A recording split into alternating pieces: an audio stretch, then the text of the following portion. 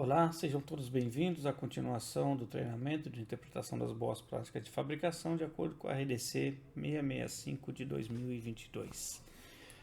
Neste módulo, nós estaremos dando continuidade à interpretação dos requisitos e aqui nós estaremos falando do capítulo 3, Capítulo 3 da RDC 665, que vai tratar de documentos e registros da qualidade.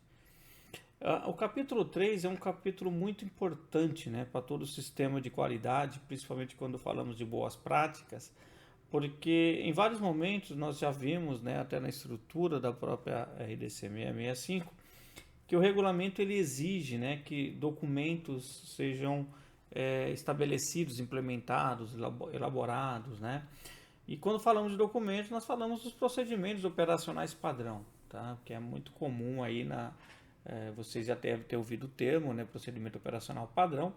E esse capítulo aqui, ele vem falando como que tem que ser o controle desses documentos. E também de registros, O registro é a evidência de que algo foi feito. Então, as definições comuns, Então, vamos falar de documento. Documento é informação e o meio no qual aquela informação vai estar contida, tá? Então, documento, a gente pode falar que é o POP, um procedimento operacional. Ele pode ser o nosso manual de boas práticas, um manual de qualidade, pode ser uma instrução de trabalho, pode ser um fluxograma, um formulário em branco, é um documento, Então, ele vai determinar ali o que tem que ser colocado. E o que é o registro? O registro é evidência de que foi feito. Por exemplo, um formulário em branco, enquanto ele estiver somente em branco, tiro lá um documento. Quando ele está preenchido, ele também é um documento, mas ele ganha a característica de registro, de como tem evidência de que foi feita a atividade. Tá?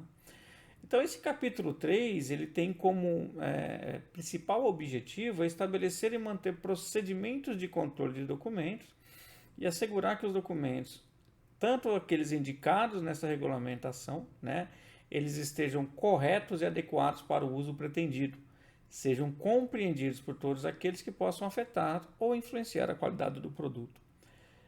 Eu comentei aqui, quando eu estava fazendo uma introdução, sobre documentos indicados nesta regulamentação. O que acontece no sistema de qualidade? É muito comum isso, tá, pessoal?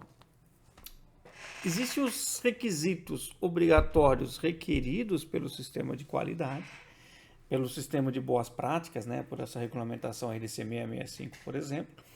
E existem aqueles documentos que a organização determina que são importantes de serem implementados porque eles garantem que o sistema da qualidade funcione.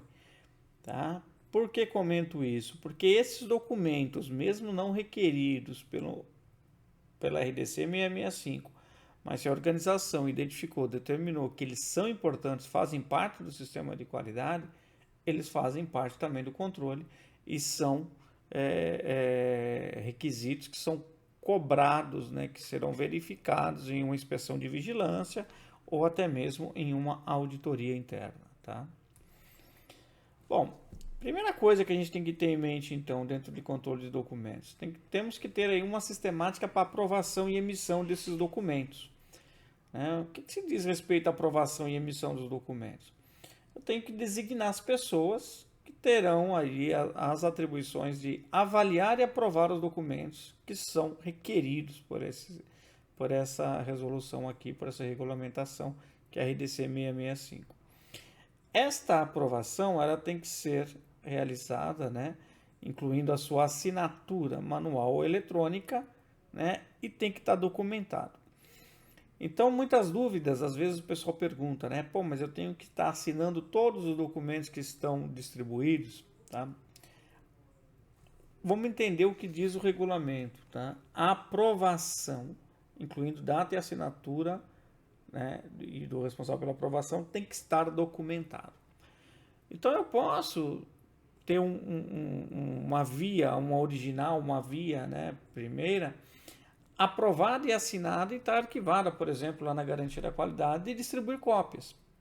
Significa que a cópia do que está distribuído está aprovado através dessa original.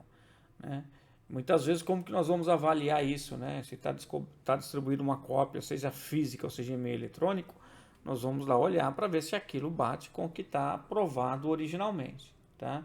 Mas essa é a ideia, então não preciso sair assinando e fazer cópia ou ter que ter assinatura de todos os documentos distribuídos. Eu tenho que ter uma demonstração de que o documento original foi aprovado. Outra coisa importante, eu até destaco aqui no slide, quando a gente fala assinatura manual ou eletrônica, a assinatura manual é aquela que você pega o papel, vai lá e assina. Assinatura eletrônica ou é login e senha de um sistema, tá? Ou assinatura eletrônica são aquelas certidões digitais, né? Aqueles arquivos que tem lá reconhecimento, inclusive eles têm reconhecimento legal, aquilo é conhecido também como assinatura eletrônica. Comento isso porque eu já vi em algumas situações das empresas digitalizarem a assinatura de alguém, salvar essa assinatura digitalizada em alguma pasta, em algum arquivo, né? E depois sair colocando aquela assinatura digitalizada em documentos, atribuindo aquilo como se fosse uma assinatura eletrônica. Isso não é uma assinatura eletrônica. Porque imagine, né? Vamos imaginar aqui eu, Jailson, assinando um papel, alguém digitaliza aquilo, deixa salvo lá numa pasta na rede, e aí vários documentos que dependem que o Jailson, na posição, sei lá qual, dentro da empresa, precisa assinar, alguém vai colocando aquela assinatura digitalizada do Jailson.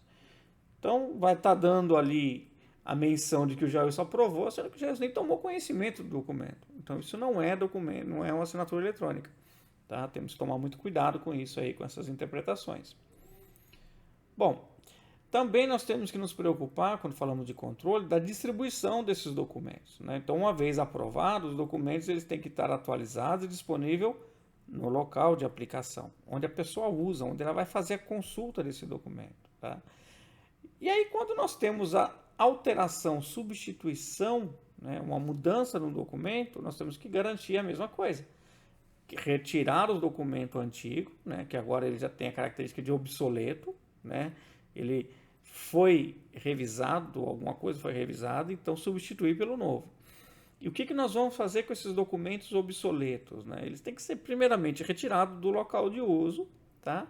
Eu digo que se não vai servir para nada, né? Se ele não tem utilidade depois no sistema de qualidade, não tem utilidade para a empresa, que aquilo já seja descartado. Tá? Então essa é a ideia quando nós falamos aí da distribuição do documento. Mas se por algum motivo a empresa, seja qual for aí a decisão da empresa, né? Mas algum motivo ela vai lá e fala que ela quer manter este documento obsoleto, salvaguardado por algum motivo, então ele tem que ser protegido de uso não intencional. O que é um protegido de uso não intencional? Se ele vai ser uma cópia física mantida para fins de histórico, eu vou ter que ir lá identificá-lo, né? Documento obsoleto. Para quê? Para que a pessoa não faça uso sem intenção nenhuma, né? Mas não faça o uso de uma maneira inadvertida daquele documento, ok? E aí as alterações de documento? Então nós já comentamos, tem que ter regra para aprovar documento, para distribuir documento, substituir documento quando de alteração, e a regra para alteração de documento. Qualquer alteração também tem que ser avaliada, documentada, revisada e aprovada por funções cuja função e nível de responsabilidade sejam equivalentes a que executou a revisão e aprovação original. Tá? Então, por isso que nós sempre comentamos que nós não estamos falando que a pessoa tem que aprovar, é uma função que tem que aprovar. E aqui o regulamento, né, isso é uma coisa que ele traz agora também como uma novidade aqui no texto, quando ele fala a responsabilidade seja equivalente a quem executou a revisão e aprovação original. Então, via de regra, né, se é um gerente da qualidade que tem que aprovar, então toda alteração tem que ser aprovada por um gerente da qualidade. Ah, mas não tenho mais uma pessoa na posição de gerente da qualidade. Então, qual função é equivalente à do gerente da qualidade? Tá? Eu posso até colocar em alguns documentos falando que pode ter uma função X ou Y que pode aprovar. Ok, a regra sou eu, né, enquanto empresa, que vou determinar. Mas a ideia é que a alteração ela seja analisada, avaliada e aprovada antes de colocar em uso. tá? Tem que ser mantido o registro da alteração nos documentos, né? Inclusive lá uma descrição da alteração, normalmente você vê nos procedimentos uma tabela ou uma relação, olha, as últimas 3 revisões, o que mudou da revisão A para B, da 1 para 2 e por assim e por aí em diante, tá? E também conseguir identificar quais documentos estão alterados ou afetados por aquela mudança. Tá? Então, eu estou mudando o formulário, então deixa claro lá, né? Às vezes tem algumas empresas que destacam, né? No corpo do próprio documento, deixa lá em negrito, itálico, né? Deixa lá sublinhado, falando as mudanças, porque fica claro para a pessoa quando ela vai ler o documento, opa, foi isso que mudou, tá? E também, quando se fala de alteração, qual foi a data que está aprovada aquela alteração e a data que aquela alteração vai entrar em vigor. O regulamento ele prevê que a empresa pode estar utilizando de 2 momentos de data, né? Um do momento de aprovação e outro momento de que vai entrar em vigor. Tá? Por quê? Porque entre a aprovação e entrar em vigor é o período para você treinar, para você distribuir, para você substituir os obsoletos e tudo mais. Caso a empresa não adote 2 datas, uma única data, a data da aprovação, a mensagem que é transmitida é que, a partir do momento da aprovação, o documento é válido.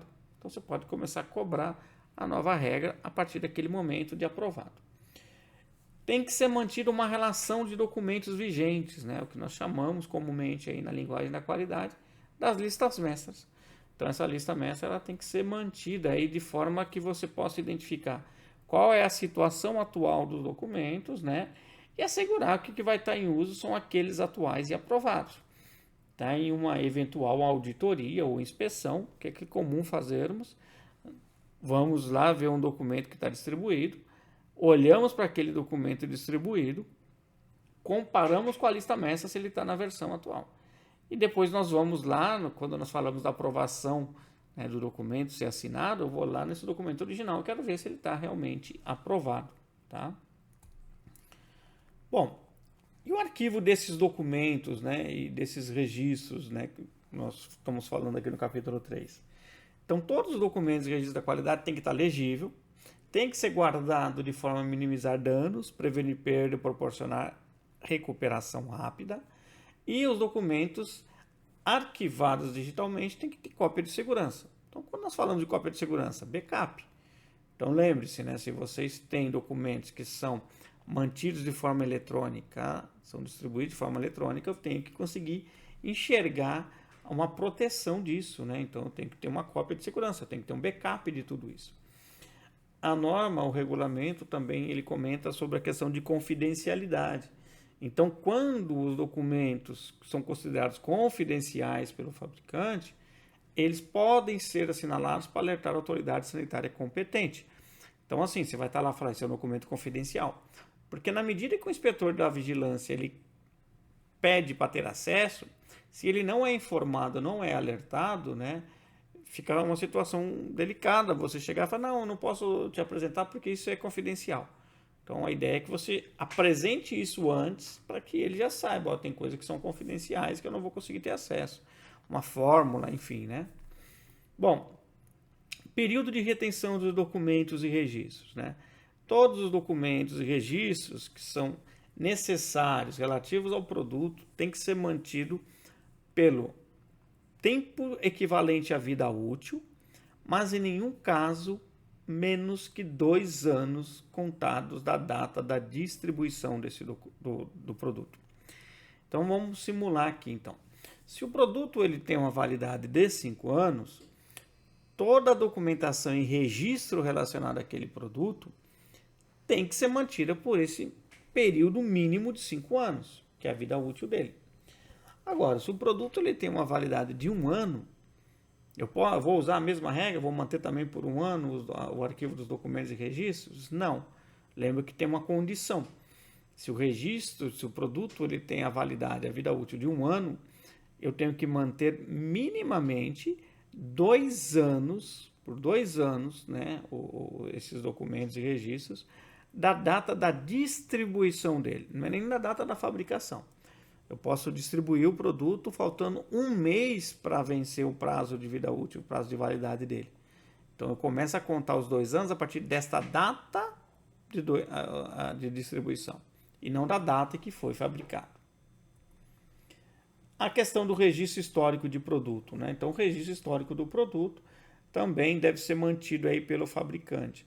E aqui, dependendo de qual que é o papel, o seu papel dentro da cadeia de fornecimento de produtos, e aí, por exemplo, para quem é armazenador e distribuidor, esse requisito aqui praticamente ele não vai se aplicar na totalidade, né? Você vai ter que identificar ali, né, a liberação do produto, quantidade liberada, enfim, né, são essas informações. Um fabricante tem que manter o registro histórico de tudo, né? Um importador de parte desse todo que está aqui. Mas o que é o registro histórico, né? É a história do que foi contado, de como aquele produto ele foi fabricado. Se você é um importador, de como ele entrou, então os registros de inspeção de entrada, do recebimento dele, do armazenamento dele, da inspeção final, da liberação dele, para onde está indo. Se você fabrica, então toda a ordem de fabricação, os componentes utilizados, quantidade que foi fabricada, os resultados de inspeção e teste, né? Então o registro histórico de produto, ele vai demonstrar que aquilo foi fabricado, tá? Como aquilo foi fabricado.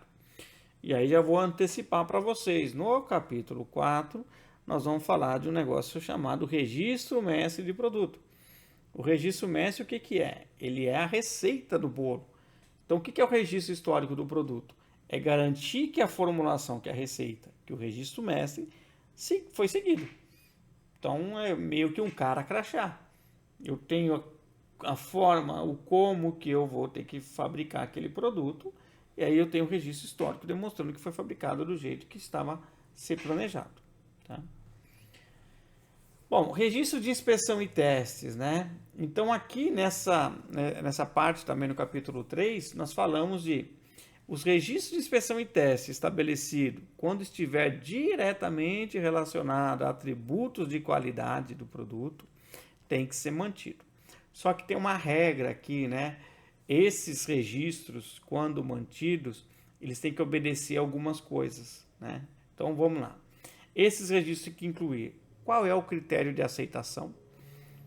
Se o critério é dimensional, então o que é aceitável, qual que é a tolerância. Se o critério é visual, então o que é considerado aceitável ou não, ok ou não ok. Tá? O resultado, então uma vez que tem o critério, você tem que ter o resultado. Então se o critério está sendo atendido. Se houver o uso de equipamento ou instrumento de medição, tem que ser identificado qual foi esse equipamento ou instrumento utilizado. Tá? E a data em que foi realizada aquela inspeção, tá? Ou teste. E ainda a assinatura manual eletrônica de quem foi que fez. Então eu preciso conseguir identificar quem foi que fez e a assinatura dele aprovando aquilo. Tá? O que eu deixei destacado aqui? A questão do uso do equipamento, né, ou instrumento e da data. É comum nas nossas auditorias a gente avaliar e auditar empresas e perceber que é utilizado lá um determinado instrumento de medição, seja na liberação, na entrada de um produto ou na liberação final de um produto. E esse equipamento, esse instrumento, ele não é registrado nesses documentos, nesses registros de inspeção. Tá? E aí é um ponto de desvio, é um ponto que nós chamamos de não conformidade, porque eu não consigo identificar qual foi o equipamento que você utilizou. E tem motivo, tem finalidade para isso, tá? Porque os instrumentos de medição, quando utilizados para fazer uma inspeção, para fazer uma liberação, eles devem ser calibrados. Quando você vai fazer a calibração, se você percebe que naquele momento da calibração ele estava fora do que é esperado, eu preciso conseguir identificar onde eu o utilizei para ver se o produto não pode ter sido comprometido, tá? Bom, aqui a gente faz um fluxo aqui para deixar mais claro para vocês e resumir um pouco como que é essa questão do controle de documentos e registros. Então você define quais são os documentos, né? Por que define-se os documentos? Não são somente aqueles requeridos pelo regulamento? Lembra que eu falei no início, né? Você tem aqueles requeridos pelo regulamento e aqueles que você, empresa, determina como sendo necessário. Então por isso que você vai definir quais são os documentos. Eu posso só seguir o que está no regulamento, e está tudo bem. Eu posso, além do que está no regulamento, ter outros documentos que o meu sistema de qualidade requer. E aí eu vou ter que controlá-lo também. Então, defino quais são os documentos, eu desenvolvo os documentos, submeto para uma análise crítica de aprovação desse documento antes de colocá-lo em prática, disponibilizo no local de uso e aí depois eu vou para minhas condições se requer ou não alteração. Se não requer alteração, eu continuo na minha gestão de documento, ele continua válido, vigente, até o momento que tem a necessidade de alteração. Quando tem necessidade de alteração, então eu vou atualizar documentos, lembrando que eu tenho que submeter para uma análise crítica, né, com aprovação antes da emissão, na mesma função que aprovou originalmente, ou equivalente, tá? Então, a mesma função ou função equivalente que aprovou originalmente. Substituo os documentos obsoletos e continuo mantendo ali na gestão de documentos. Muitos se perguntam, né? Jailson, mas de quanto em quanto tempo eu devo alterar um documento? A RDC 665, né, essa RDC que nós estamos falando aqui, ela não estabelece esse prazo. Algumas empresas, até por segurança, determinam um prazo a cada 2 anos, a cada 3 anos, a cada 1 ano, né, ou em meses, 12, 20 meses, 24 meses, 36 meses. Eu vou fazer uma análise daquele documento, se ele não foi alterado, para verificar se ele continua pertinente. Isso é uma decisão muito própria da empresa. Tá? E algumas fazem isso porque já teve problemas de ter documentos obsoletos, onde a prática estava diferente do que estava documentado. Então, e como ação, acabaram criando essa regra. Mas em termos da RDC 665, não existe essa condição, não existe um prazo para se revisar. Tá? Então, o que nós comentamos? Os documentos têm que estar atualizados na medida da necessidade. Pô, se acabei de revisar um documento, deu uma semana, mudou uma regra, mudou um processo, vou ter que revisar. Revisa novamente. Né? Então, não tem esse prazo, não tem esse momento, não tem prazo mínimo. Bom, algumas coisas importantes quando a gente fala de gerenciamento de registros aqui, tá? Aqui é um comentário, não é requisito, não é regulamento, não faz parte como requisito da RDC 665.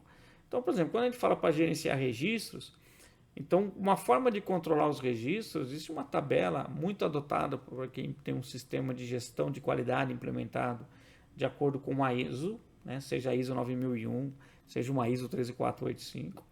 E o que nós comentamos, né? O que é essa relaçãozinha? Então, todo registro, eu vou identificar o registro, eu vou falar como ele é armazenado, como é protegido, como eu recupero, por quanto tempo ele é mantido e o que eu faço depois desse tempo. Então, é uma forma que eu preciso recuperar um registro do produto que foi fabricado há 1 ano. Pô, como que eu identifico ele? Como que ele vai ser chamado?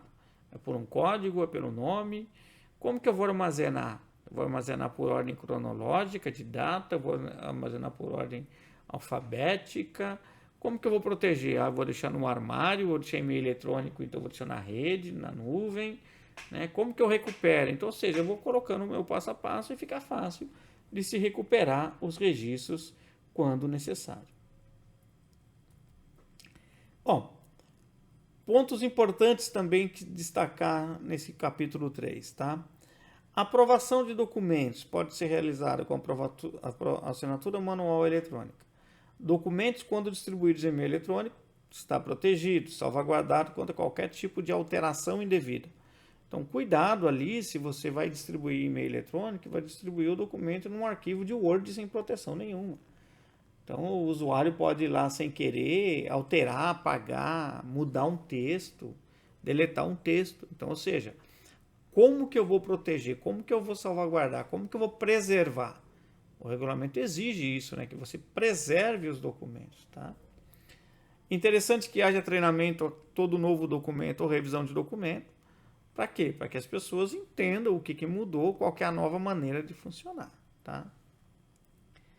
Quando mencionado que os documentos têm que estar distribuídos, eu tenho que levar em consideração que eles sejam conhecidos, compreendidos e colocados em prática. Caso contrário, não está distribuído. E alguns cuidados com os registros, né? Não utilização de corretor ortográfico, pois a utilização caracteriza como registro ilegível. Então não se usa branquinho, corretor ortográfico, né? Aquelas fitas. Então se você errou, está preenchendo a caneta e errou ali o registro, você vai lá e faz um risco nele, coloca o que é o correto na frente, o termo que está errado, coloca a data que aquilo foi alterado, dá um visto falando foi eu que alterei, né? Então, isso são as regras aí. Não preenchimento de formulários a lápis, né? Isso não é bem visto e também pode entender que aquele registro não vai ter valor. E não deixar campo de formulário em branco, pois quem está avaliando não sabe se o campo é para ser preenchido ou se esqueceram de preencher. Bom, capítulo 3 era isso, né? Capítulo 3 é uma forma aí, ele é importante, mas não é algo maçante, né? É uma forma de como você tem que controlar todos os documentos e registros que são pertinentes ao seu sistema de qualidade, tá ok? Nos vemos, nos aguardamos aí, aguardo a todos aí, nos vemos no próximo módulo do treinamento.